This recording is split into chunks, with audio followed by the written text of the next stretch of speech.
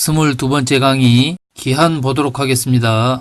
기한이란 법률행위의 당사자가 그 효력의 발생, 소멸 또는 채무의 이행을 장래에 발생하는 것이 확실한 사실에 의존케 하는 법률행위의 부관을 말하는 것입니다. 그렇다면 기한의 시기와 종기는 언제인가 하면 시기는 법률행위의 효력의 발생 또는 채무 이행의 시기를 위 사실에 의존케 하는 기한이 시기이고 종기는 법률행위의 효력의 소멸을 위 사실에 의존케 하는 기한이 종기가 되겠습니다. 다음 확정기한과 불확정기한 보겠습니다. 발생하는 시기가 확정되어 있는 기한을 확정기한이라고 하고 발생하는 시기가 확정되어 있지 않은 것을 불확정기한이라고 하는데요. 관련된 판례를 살펴보면 법률행위에 붙은 부관이 정지 조건인지 아니면 불확정기한인지와 관련하여 부관에 표시된 사실이 발생하지 아니하면 채무를 이행하지 아니하여도 된다고 보아야 하는 때에는 정지 조건으로 정한 것으로 보아야 하고 표시된 사실이 발생한 때는 물론이고 발생하지 아니하는 것이 확정된 때에도 그 채무를 이행하여야 한다고 보는 것이 타당한 경우에는 표시된 사실의 발생 여부가 확정되는 것을 불확정기한으로 정한 것으로 보아야 한다라는 것이 우리 판례의 입장이 되겠습니다. 다음 판례 당사자가 불확정한 사실이 발생한 때를 이행기간으로 정한 경우에는 그 사실이 발생한 때는 물론 그 사실의 발생이 불가능하게 된 때에도 이행기간은 도래한 것으로 보아야 한다는 것이 우리 판례의 입장이 되겠습니다. 다음 판례 이미 부담하고 있는 채무의 변제에 관하여 일정한 사실이 부관으로 붙여진 경우에는 특별한 사정이 없는 한 그것은 변제기를 유예한 것으로서 그 사실이 발생한 때에 또는 발생하지 아니하는 것으로 확정된 때에 기한이 도래한다는 것이 우리 판례의 입장이 되겠습니다. 다음 기한을 붙일 수 없는 법률 행위를 보면 먼저 혼인, 이혼 등 신분 행위에는 시기를 붙이지 못하고 소급표가 있는 취소나 상계에도 시기를 붙이지 못합니다.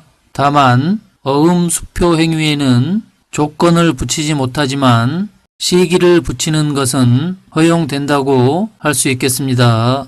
다음 기한부 법률행위의 효력 보겠습니다. 먼저 기한 도래 전의 효력을 보면 앞선 시간에서 조건부 권리가 보호를 받는다고 하였는데 조건부 권리가 보호를 받는 이상 기한부 권리도 마찬가지로 보호를 받아야 하는데요. 그래서 기한부 권리에도 조건부 권리의 침해 금지와 조건부 권리의 처분 등에 관한 규정을 준용하게 되는 것입니다. 그러면 기한 도래 후에 효력을 보면 시기 있는 법률행위는 기한이 도래한 때로부터 그 효력이 생기고 종기 있는 법률행위는 기한이 도래한 때로부터 그 효력이 잃게 되는 것입니다. 또한 기한의 본질상 소급표는 없으며 당사자의 특약에 의해서도 소급표를 인정할 수 없는 것입니다. 다음 기한의 이익 보겠습니다.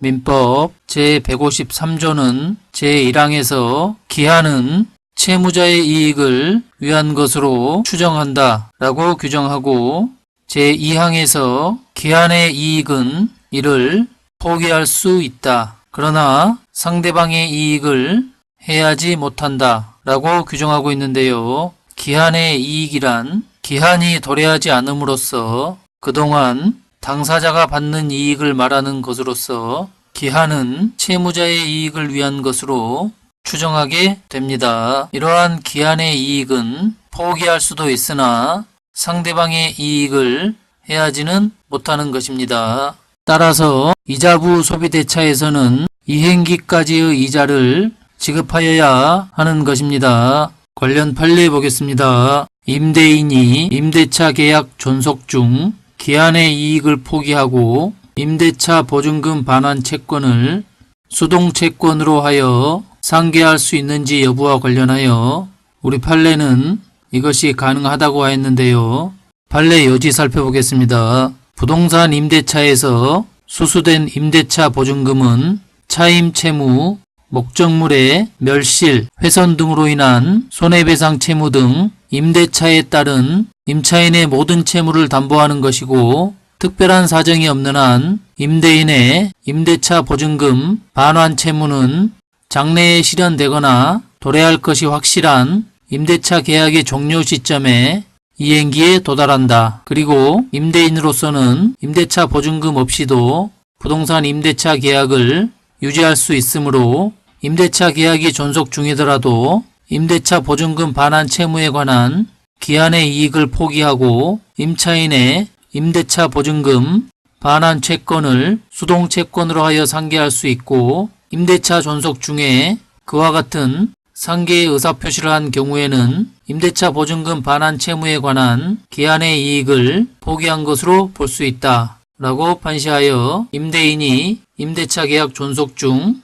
기한의 이익을 포기하고 임대차 보증금 반환 채권을 수동 채권으로 하여 상계할 수 있다는 것이 우리 판례의 입장이 되겠습니다. 다음 기한의 이익의 상실 보겠습니다. 먼저 법정 기한이익 상실 사유를 보면 채무자가 담보를 손상, 감소, 멸실하게 하거나 담보 제공 의무를 이행하지 아니한 때, 그리고 채무자가 파산한 때를 법정 기한이익의 상실 사유로 들고 있습니다.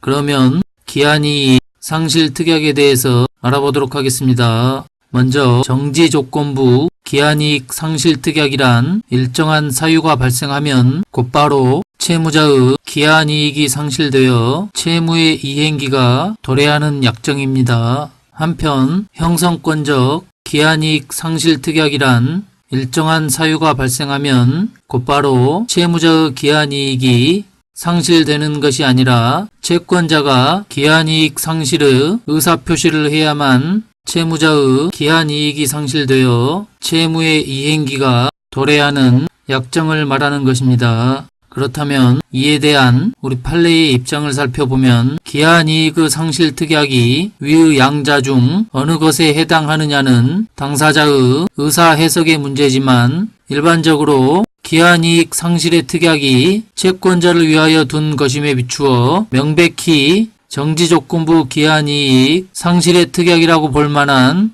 특별한 사정이 없는 이상 형성권적 기한이익 상실의 특약으로 추정하는 것이 타당하다는 입장입니다. 다음 기간 보도록 하겠습니다. 기간이란 어느 시점에서 어느 시점까지의 계속된 시간을 말하는데요. 민법 제155조는 기간의 계산은 법령, 재판상의 처분 또는 법률 행위에 다른 정한 바가 없으면 본장의 규정에 의한다 라고 규정하여, 민법에서 정한 기간의 계산 방법은 사법관계뿐만 아니라 공법관계에서도 통칙적으로 적용이 되고, 다만 당사자의 특약으로 기간의 계산 방법을 달리 정할 수도 있습니다. 그렇기 때문에 기간의 계산에 관한 민법 규정은 강행 규정은 아닌 것입니다. 그러면 기간의 계산 방법을 알아보도록 하겠습니다.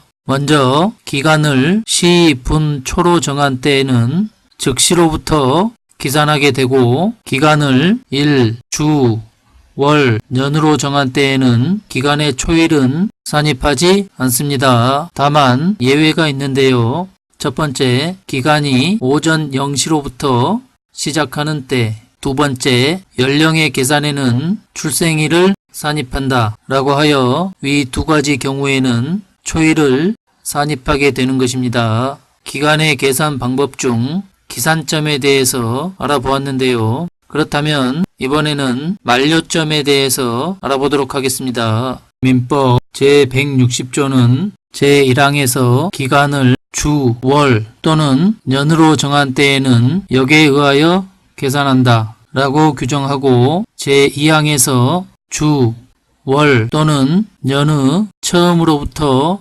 기간을 기산하지 아니한 때에는 최후의 주, 월 또는 년에서 그 기산일에 해당하는 날의 전일로 기간이 만료한다 라고 규정하고 제3항에서 월 또는 년으로 정한 경우에 최종의 월에 해당하는 일이 없는 때에는 최종의 월에 해당 일이 없는 때에는 그 월의 말일로 기간이 만료한다 라고 규정하고 있는데요. 기간을 주, 월 또는 년으로 정한 때에는 이를 일로 환산하지 않고 역에 의하여 계산하게 되고 주, 월 또는 년의 도중에서부터 기산하는 때에는 최후의 주, 월 또는 년에서 그 기산일에 해당하는 날의 전일로 기간이 만료하게 되며 월 또는 년으로 정한 경우에 최종의 월에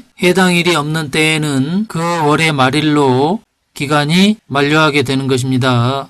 예를 들어 기간의 말일이 2월 31일이 되는 경우 2월 31일은 없는 날이기 때문에 이때에는 2월 말일이 만료일이 되는 것입니다. 또 기간의 말일이 토요일 또는 공휴일에 해당하는 때에는 그 다음 날로 만료하게 되는 것입니다. 관련된 판례를 보면 민법상 기간의 계산 방법은 일정한 기산일로부터 소급하여 과거에 역산되는 기간에도 준용된다는 것이 우리 판례의 입장이 되겠습니다. 예, 오늘까지 조건과 기한을 모두 보았고 분량이 적은 부분 기간까지 추가로 공부해 보았는데요. 다음 시간부터는 소멸시효 들어가도록 하겠습니다. 예, 수고하셨습니다.